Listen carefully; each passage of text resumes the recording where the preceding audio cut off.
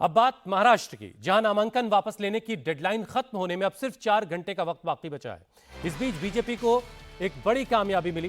Borivali seat से BJP के बागी उम्मीदवार गोपाल शेट्टी ने अपना नामांकन वापस लेने का फैसला किया है। डिप्टी सीएम देवेंद्र फडणवीस से मुलाकात के बाद उन्होंने ये फैसला किया है।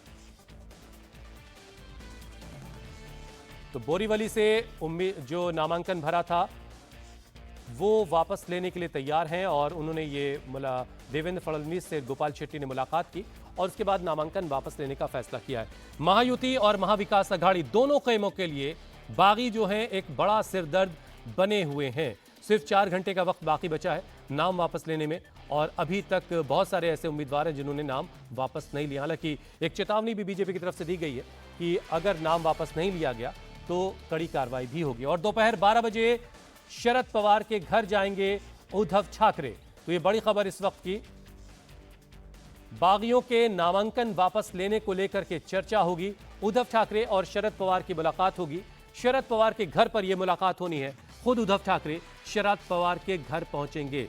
लेकिन बीजेपी के लिए एक अच्छी खबर आई है। गोपाल शेट्टी जो बोरीवली से जिन्होंने नामांकन भरा था उन्होंने नामांकन वापस लेने का फैसला कर लिया है और यह फैसला देवेंद्र फडणवीस से मुलाकात के बाद उन्होंने लिया है। 90 लड़ेंगे या 105 लड़ेंगे, यह हमारा मकसद नहीं है। हम महाविकास आघाड़ी है और महाविकास आघाड़ी बनकर लड़ेंगे। आज शाम तक पूरा पिक्चर क्लियर हो जाएगा और ज़्यादा से ज़्यादा जो लोग उम्मीदवारी अर्ज नॉमिनेशन फाइल किए वो पीछे लेंगे। तो बागियों के मसले पर चर्चा के लिए उद्धव ठाकरे शरद पवार के घर जाने वाले हैं और 12 बजे बैठक होगी, मुलाकात होगी और बागियों को कैसे समझाया जाए, कैसे उनको मनाया जाए, इस पर चर्चा होगी। देखिए, भाईखला से महाविकास अघाड़ी और महायुति के बीच तो टक्कर है ही है, लेकिन महाविकास अघाड़ी से ही दो उम्मीदवार हैं। शिवसेना उद्धव ठाकरे की तरफ से मनोज जाम सुतकर हैं, जबकि मधु चौहान कांग्रेस की तरफ से उम्मीदवार हैं। अब इस एक सीट पर सिंगल कैंडिडेट होना चाहिए था महायुति का, यहां पर महायुति आपस में टकरा रही है। ये सांगोला का संग्राम है, देखिए आप। और यहां भाई एमवीए आमने सामने है, यानी महाविकास अघाड़ी, और इसमें भी यूबीटी और पीडब्ल्यूपी का मामला फंसा हुआ है। दीपक सालुंखे और बाबा साहब देशमुख, ये दो उम्मीदवार महाविकास अघाड़ी से हैं और दोनों के बीच अभी तक पेच फंसा हुआ है कि यहां पर कौन विड्रॉ करेगा। अब ये भिवंडी वेस्ट की सीट के में भी देखिए आप, यहां भी इंडिया गठबंधन जो है वो आपस में ही उलझे पड़े हैं।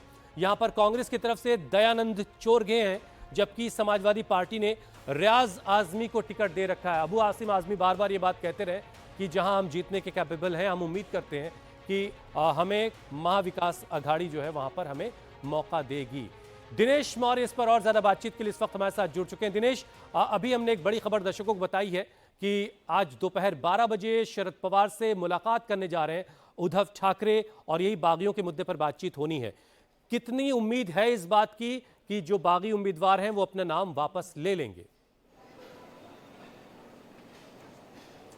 देखिए, करीब महाविकास आघाड़ी का कहना है कि 70% बागी जो है वो लगभग राजी हो चुके हैं। नामांकन कुछ लोगों ने पीछे भी ले लिया, लेकिन अब भी कुछ सीटें ऐसी है जहां पर बात नहीं बन पाई और यही वजह है कि इन बागियों के मुद्दे पर अब सीधा जो वरिष्ठ नेतृत्व है, सीनियर लीडर्स है महाविकास आघाड़ी के, वो खुद आगे बढ़कर प्रयास करें ताकि इन बागियों को मना लिया जाए। क्योंकि अगर बागियों को नहीं मनाया जाता है तो इन सीटों पर पार्टी को नुकसान हो सकता है, गठबंधन को नुकसान हो सकता है। क्योंकि एक तरफ महायुति ने अपने लगभग सभी बागियों को मना लिया, कुछ एक सीटों को छोड़ दिया जाए और खुद देवेंद्र फडणवीस, एकनाथ शिंदे बात कर रहे, लेकिन अब तक महाविकास आघाड़ी में इस तरह का कोई प्रयास नहीं हो रहा था। सेकेंड रैंक के जो लीडर्स है वो बात कर रहे थे, लेकिन अब टॉप लीडरशिप खुद फ्रंट फुट पर आकर इन तमाम बागियों को मनाने का प्रयास करिए ताकि कम से कम उन्हें नुकसान यहां पर हो। क्योंकि इन बागियों के अलावा भी कई सारे और निर्दलीय जो नेता है उन्होंने अपना नामांकन दाखिल किया और वोट बंटवारा अगर होता है तो जहां पे जीतने की संभावनाएं हैं वहां पे उन्हें नुकसान हो सकता है। और इसी को रोकने के लिए अब जो है खुद उद्धव ठाकरे जा रहे हैं सिल्वर ओक, वो बात करेंगे। साथ ही में कांग्रेस के जो बड़े नेता है महाराष्ट्र के, वो भी उनसे भी मुलाकात हो सकती है। तो प्रयास पूरा यही है कि आखिरी जो करीब 3.5 घंटे बचे हैं, इन 3.5 घंटों में किसी तरह से तमाम बागियों को मना लिया जाए ताकि कम से कम नुकसान चुनाव में हो। जी दिनेश, गोपाल शेट्टी ने जाकर के मुलाकात की देवेंद्र फडणवीस से और मुलाकात के बाद ये फैसला किया कि वो अपना नामांकन वापस लेंगे। अभी गोपाल शेट्टी के बाद और कितने लोग हैं ऐसे जिनको नामांकन वापस लेना है और जिसका दबाव जो बीजेपी चाहती है? देखिए, बीजेपी चाहती जो सबसे बड़ा नाम है वो है माहिम विधानसभा सीट का। इस सीट से राज ठाकरे के बेटे अमित ठाकरे मैदान में हैं। सदा सरवणकर को मनाने का प्रयास उच्चतम स्तर से किया जा रहा है, लेकिन सदा सरवणकर मानने के लिए तैयार नहीं है।